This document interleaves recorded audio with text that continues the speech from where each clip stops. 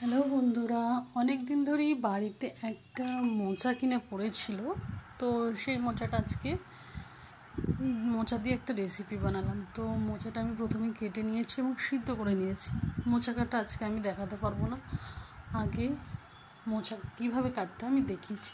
তো মোচা কেটে সেটা সিদ্ধ করে তাতে আলু সিদ্ধ, কাঁচা লঙ্কা কুচো, নুন, চিনি, আদা দিয়ে ভালো করে মেখে নিতে হবে এবং মাখার পর একটু দেখে নিতে হবে যে মাখাটা টাইট হয়েছে কিনা। ভালো করে মেখে নিয়ে এবার ভেজিটেবিল চপের মতো, যেমন আমরা লম্বা লম্বা একটু শেপ দিই, সেই শেপ দিয়ে নিতে হবে। তো সেই শেপ দিয়ে আমি সেই মোচার এগুলোতে ব্রেড ক্রাম লাগিয়েছি। ব্রেড ক্রাম লাগিয়ে তারপর সেগুলোকে ভেজেছি।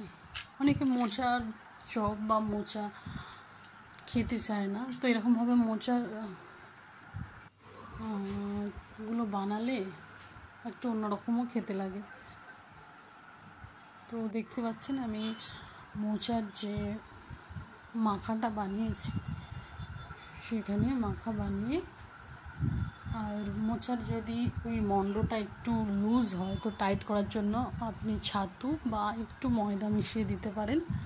তো ওতে এই যে চপ বানানোর আগে যে শেপটা, তো তাতে ভালো হবে। নাহলে যদি একটু লুজ হয়ে যায় তো তাহলে ওটা টাইট হবে না। তো দেখতে পাচ্ছেন মোচা ভাজা